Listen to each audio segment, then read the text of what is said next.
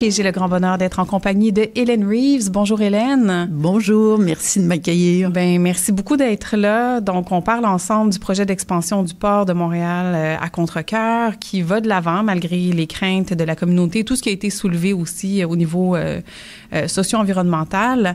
Et donc, Hélène, tu es membre de Vigie citoyenne port de Contrecœur et on t'entend beaucoup dans les médias par rapport à ce sujet-là. Tu es très, très présente. Tu prends énormément de ton temps pour faire des recherches, pour comprendre c'est quoi ce dossier-là et tenter justement d'avoir un regard éclairé sur la situation. Et tout va tellement vite, tellement trop vite. Tu étais venu le 10 juin dernier pour nous parler des enjeux qui entourent cet agrandissement. Et à ce moment-là, pas juste Vigie citoyenne port de Contrecœur, mais d'autres groupes environnementaux aussi, vous espériez que le projet soit mis sur pause pour obtenir les évaluations environnementales nécessaires, les permis. C'est ça, tout ce qui devrait être prérequis finalement pour un produit d'envergure comme celui-là. Et en nous, on a appris que les travaux iraient de l'avant malgré tout en septembre. Donc là, on est en octobre. Où est-ce qu'on en est? Est-ce que les travaux ont effectivement commencé? Est-ce qu'ils ont commencé la destruction des arbres, par exemple, de ce territoire-là? Où en est-on? Bien, en fait, c'est tout à fait ça. Là. On est rentré dans un mode d'accélération extrêmement précipité pour ce projet-là. Le 29 juillet, le port de Montréal a annoncé que le 29 septembre, ils allaient commencer les travaux. Ensuite de ça, le gouvernement de M. Carney a annoncé que le port de Contrecœur faisait partie des projets de la loi C5. Donc, encore une fois, une façon peut-être de contourner les lois environnementales. Là, récemment, en fin de semaine, il y a eu un article de la presse canadienne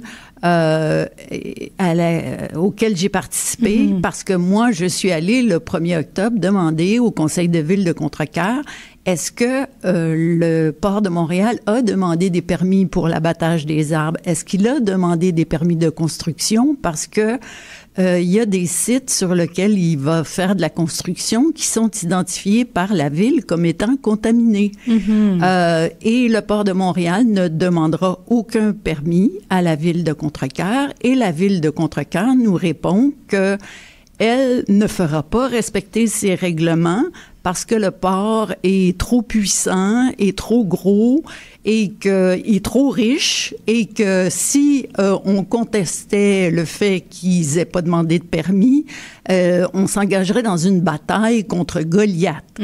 Alors, c'est extrêmement préoccupant pour les citoyens de voir que on ne fera pas respecter des règlements parce que le port ne veut pas suivre ces règlements-là. Il dit qu'il n'a pas à les suivre parce qu'il est fédéral, mais en même temps, il se vante d'être un bon citoyen corporatif. Alors, si on est un bon citoyen corporatif, je pense que c'est la moindre des choses si on fait des travaux sur des sites qui sont identifiés comme contaminés, de suivre les processus qui sont prévus de décontamination. Oui, et là, il y a comme le jeu de ping-pong, comme tu le dis, le permis, là, c'est pas au municipal, faut aller au fédéral, le provincial fait rien non plus dans le dossier pour venir appuyer quoi que ce soit. Et là, on se retrouve dans tout ce qui est relatif à la loi C5, au projet de loi C5 qui accélère les processus et qui permet justement de contourner ces peut-être, oui. En fait, là, pour le moment, ça n'a pas été utilisé. Mais en fait, quand on regarde ça vraiment très objectivement, parce que moi, j'ai pris la peine de lire la loi C5, étant diplômée en droit, ça m'intéressait. Oui. T'avais quand même le cerveau puis le regard pour le faire. C'est ça.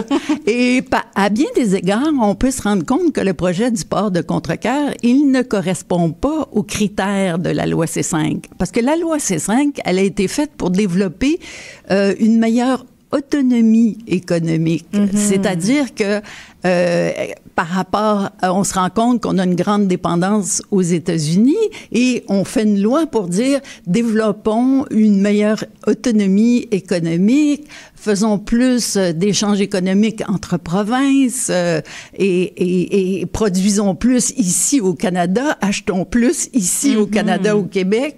Mais là, ce qu'on va faire avec le port de Contrecoeur, c'est uniquement développer une plus grande dépendance au marché étranger, la Chine, l'Inde, et on donne le contrôle de notre territoire à DP World des Émirats arabes pour les 40 prochaines années, qui va contrôler le port de Contrecoeur.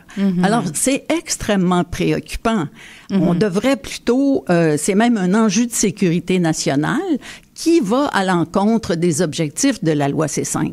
Oui, finalement, ça correspond même pas. Donc là, c'est à se demander, la loi C5, elle est où la zone grise qui permet d'intégrer ce genre de projet-là sous ce libellé? Oui, puis en plus, ce que les gens savent pas, c'est que dans la loi C5, on dit qu'on va faire tout ça en protégeant l'environnement. Oui. Donc, encore là, une belle contradiction. On est encore... Donc, est-ce qu'on le protège ou on le protège pas, l'environnement? Parce que le site du port de Contrecoeur, c'est un site exceptionnel. C'est un site où il y a une forêt mature de 20 000 arbres, des arbres centenaires. Il y a une plage, là, magnifique, une plage de sable naturel qui donne sur le fleuve Saint-Laurent. Alors, tout le monde veut avoir accès aux berges. Ça, c'est un site exceptionnel qui devrait plutôt être un parc fédéral. Ça serait plus logique parce que de toute façon, il est à côté d'une réserve faunique des îles de Contrecoeur. Alors, comment cette réserve-là des îles fauniques va survivre à l'activité industrielle du port de Contrecoeur? Pauvres oiseaux, ça va être impossible. C'est extrêmement bruyant, un port de conteneurs. Oui, mais pas seulement bruyant, il y a aussi tout le va-et-vient, la contamination de l'air, de l'eau qui vient avec ça. Et là, il me semble qu'il y a il y a des appuis solides pourtant dans ce que tu amènes ici, Hélène, pour défendre et pour dire, mais ce projet doit être mis sur pause tout de suite. Là, pourquoi c'est pas entendu? Pourquoi c'est pas considéré? On dirait que c'est aberrant quand on lit sur le sujet, quand on t'écoute parler, de se dire, tout est là, ça semble très, très logique, c'est la loi, mais finalement, ça passe quand même. C'est quoi vos leviers, là, maintenant? Je pense qu'on a beaucoup, beaucoup de mal à changer notre vision de l'économie. Alors, on est en pleine crise climatique et on n'est pas capable de changer notre vision de l'économie. On est encore dans une espèce de croissance à l'infini de l'économie qui tient pas compte de l'environnement, alors que les signaux d'alarme sont là pour dire wow, là, on peut plus continuer comme ça. Puis là, on est un peu on dirait dans une panique parce que M. Trump a mis des tarifs, puis là, on est dans une panique là de qu'est-ce qu'on fait, comment on fait. Mais la vraie solution, ça serait plutôt de faire comme M. Trump puis de produire localement plutôt que de développer encore une dépendance plus extrême à des marchés externes. Puis aussi, ce qu'il faut se dire, c'est que le fleuve Saint-Laurent, malgré ce que dit M.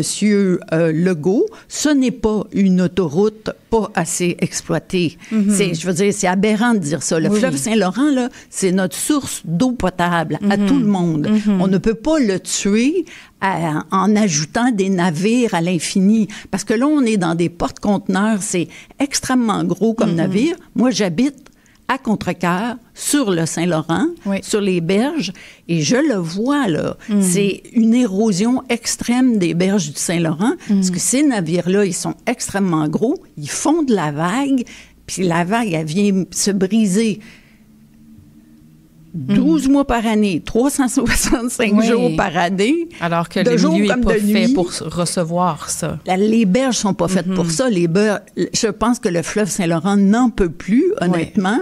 Mais nous, apparemment, on n'est pas capable de s'arrêter. Non, c'est ça qui est aberrant, là, comme je le disais tout à l'heure. Et donc là, c'est quoi vos appuis en termes dans la communauté à ce point-ci? Qu'est-ce que vous pouvez faire? On fait un rassemblement dimanche, le 26 octobre, pour manifester contre, justement, le port de Contrecoeur, pour dire ça n'est pas possible de faire ça. Il y a beaucoup d'impact aussi sur la santé des citoyens dont on ne parle pas. Parce que le citoyen, là-dedans, c'est l'angle mort, on dirait, de ce projet-là, dont on ne parle jamais. Mais il y a déjà une zone industrielle très lourde à Contrecœur pour un petit village de 10 000 habitants. Là. On a déjà ArcelorMittal, on a déjà Air Liquide, on a déjà Arsco, on a déjà Triumvirat, on a déjà Logistec, on a déjà la cimenterie Bourgeois. C'est énorme déjà le trafic là, qu'il y a là. Puis il y a déjà beaucoup d'émissions polluantes. On va en rajouter avec le port de Contrecœur jusqu'à 1200 camions sur la route tous les jours. En plus des trains qui vont être ajoutés et les navires, il faut savoir que les navires à quai, ça émet beaucoup d'émissions polluantes, beaucoup de GES, parce qu'ils brûlent du mazout 24 heures sur 24. Ils peuvent jamais arrêter leur moteur. Alors, je veux bien croire que la PDG du port nous dit que tous les navires vont être électriques là, dans le futur. Oui, mais là... Mais si on est sérieux, comme disait un de mes amis avocats, eh bien, qu'on fasse un règlement comme quoi il n'y a aucun navire qui n'est pas électrique qui peut venir à Contrecœur. Ben oui. Si c'est ça vraiment le plan. Si c'est ça vraiment, ben alors soyons logiques. Ben oui, soyons logiques. Puis on s'entend qu'en ce moment, l'électrification du transport en général n'est pas nécessairement sur une voie durable et possible même. Ça n'est pas demain matin qu'on va mettre tous les cargos et tous les porte-conteneurs qui sont pas électriques à la ferraille. Non, donc, soyons sérieux. C'est ça. Et c'est pas... le petit pansement là, qu'on pense mettre actuellement, c'est pas la solution, puis on le sait, sauf que là, il y a une industrie plus forte, comme tu le disais, qui est la consommation extrême et continue et toujours en expansion, comme ce port d'ailleurs, qui veut expandre. Et puis, c'est ça qu'il faut qu'il cesse. Mais là, si on se concentre sur le port de Contrecœur, il y a une mobilisation donc le dimanche 26 octobre pour demander un moratoire sur le projet du port de Contrecœur. Oui, parce que en fait, ça serait très logique qu'il y ait un moratoire sur le projet du port de Contrecœur parce que l'Agence d'évaluation d'impact du Canada fait en ce moment une évaluation régionale du Saint-Laurent sur la santé du Saint-Laurent. Et là, je trouve ça très dommage que l'Agence d'évaluation d'impact du Canada, qui avait reçu une demande du Conseil de Kanawake en 2020, n'ait rien fait jusqu'en 2024.